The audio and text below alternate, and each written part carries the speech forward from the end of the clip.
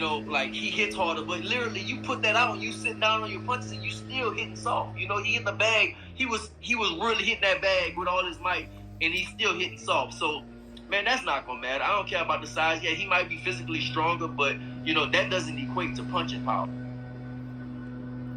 He like, like he hits harder, but literally you put that out and you sit down on your punches and you still hitting soft. He hit the bag. He was really hitting that bag with all his might, and he's still hitting soft. So, man, that's not gonna matter. I don't care about the size. Yeah, he might be physically stronger, but that doesn't equate to punching power.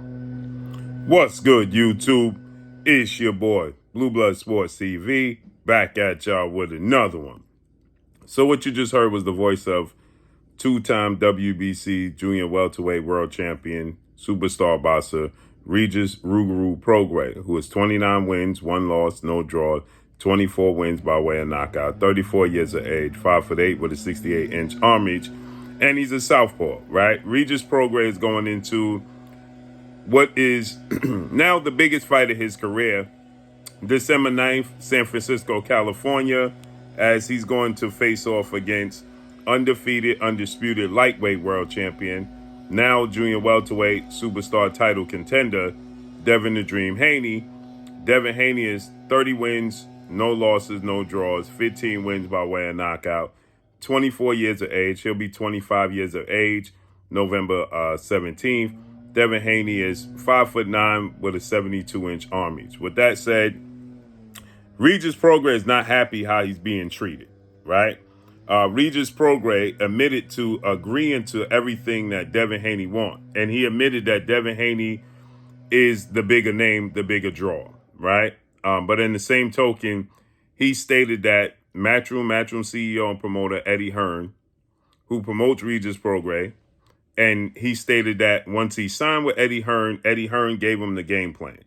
The game plan was, right, that he was going to fight a homecoming fight. This was the game plan for him to sign with DAZN and Eddie Hearn. He was going to fight a homecoming fight, which he did, and then he was going to fight Devin Haney or Ryan Garcia, another big name. And he admitted that that was the game plan from the very beginning.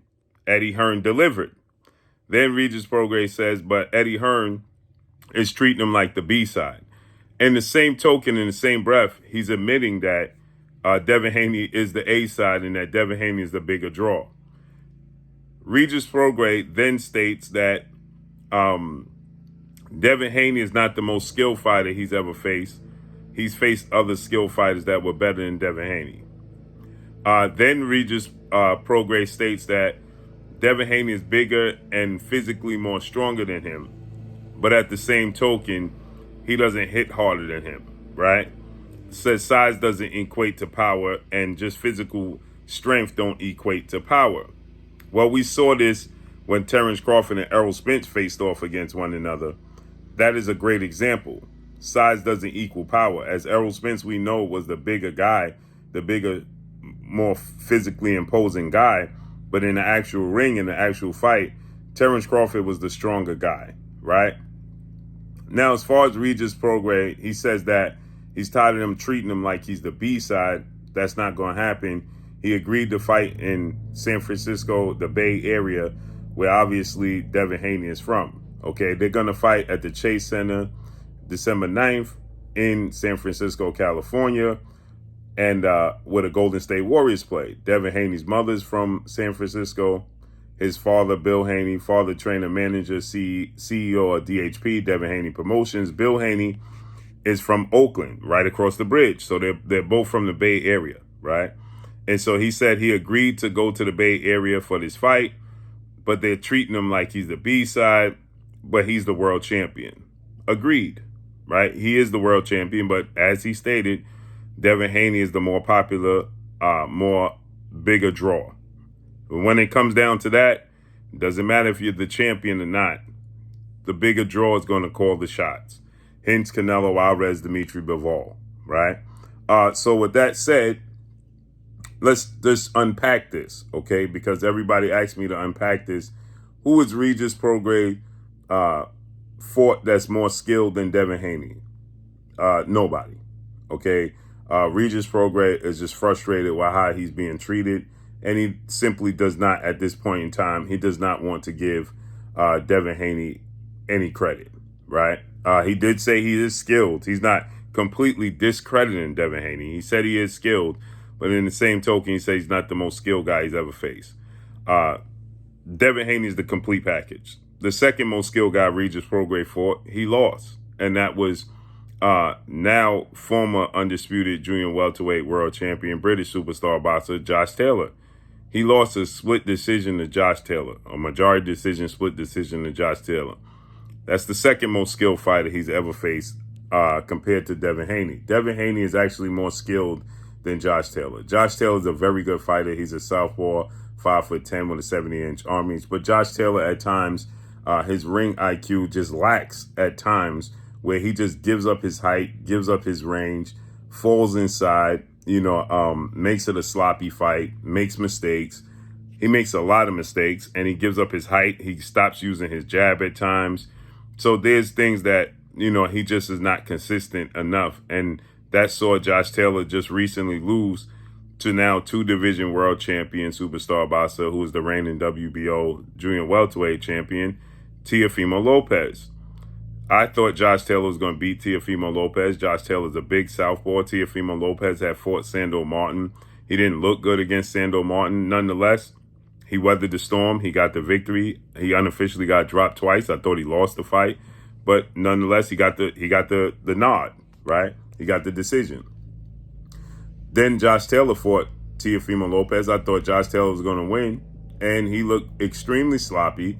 Now, a lot of that was due to the skill set, the ring IQ, and the talent of Teofimo Lopez, who just nullified what Josh Taylor was attempting to do. But nonetheless, Josh Taylor looked extremely sloppy. He was falling over his punches, wasn't judging the distance very well, wasn't consistent with his jab, wasn't accurate. And Teofimo Lopez was countering him and making him pay, and he was much smaller, clearly. But again, that's a testament to the skill set and the talent and the greatness of Teofimo Lopez. So Regis Prograis was also asked, not named himself, who was the best junior welterweight in the world, and he said Teofimo Lopez. Okay, Teofimo Lopez is proven he beat the man who beat you in Josh Taylor in dominant fashion, so I can agree with that until Devin Haney proves otherwise, right? But with that said, as far as skill set, Teofimo Lopez is extremely skilled, but Regis Prograis never fought Teofimo Lopez. He fought Josh Taylor. Josh Taylor is not as skilled as Devin Haney. He's not consistent with his jab. He's not accurate as Devin Haney. He's not smooth in the ring. He's not as slick as Devin Haney. That leads us to this. Devin Haney's defense. He was asked about Devin Haney's defense, and he stated that, Devin Haney's defense is overrated, right? His defense is overrated, that he gets hit a ton. That's not true at all, okay?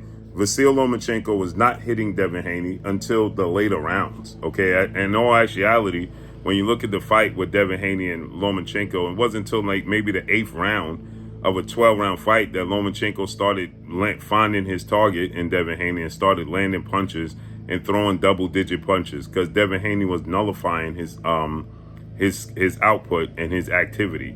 When you look at the Jorge Linares fight, when now he stated that he was going to for sure knock out and stop Jorge Linares because, Devin Haney, because Jorge Linares had success hurting Devin Haney. And again, he said that he couldn't avoid Jorge Linares, which is completely untrue. Devin Haney got hit with a last punch of a 5-punch combination and 10 seconds left in the round in a fight that Jorge Linares couldn't find Devin Haney to save his life, okay? He was making Jorge miss and look like an amateur the entire time, okay? That was late in the fight. That was in the 10th round, and Devin Haney dominated the entire fight and dominated that particular round. He was not getting hit, right? So with that said, he's drastically underestimating Devin Haney's boxing ability. So it seems like, to me, Regis Prograis is on the biggest stage of his career, not named Josh Taylor. He knows that he has to show up and show out. This is the biggest fight of his career, because if he loses to Devin Haney, he'll be irrelevant. He was irrelevant, becoming irrelevant with a title. Okay, no big name fighters have been talking about a fight with Regis Prograis, right? And he's a very good fighter, but he just is not a big draw. He's not very popular, and so he knows he'll get pushed to the back burner if he loses to Devin Haney, especially depending upon how he loses to Devin Haney. So he knows how big of a fight this is, and he's starting to sound confused to me, right? Where he's saying that Devin Haney don't have good defense. I don't know if he's using this just as promotion, but Regis Prograis stated this is not going to be a boxer, skilled boxer versus a puncher. This is going to be a skilled fighter versus a skilled fighter, and my power is secondary. If he tries to outbox Devin Haney, that's going to be a drastic mistake. I can't wait to see Regis Prograis' game plan going into this fight.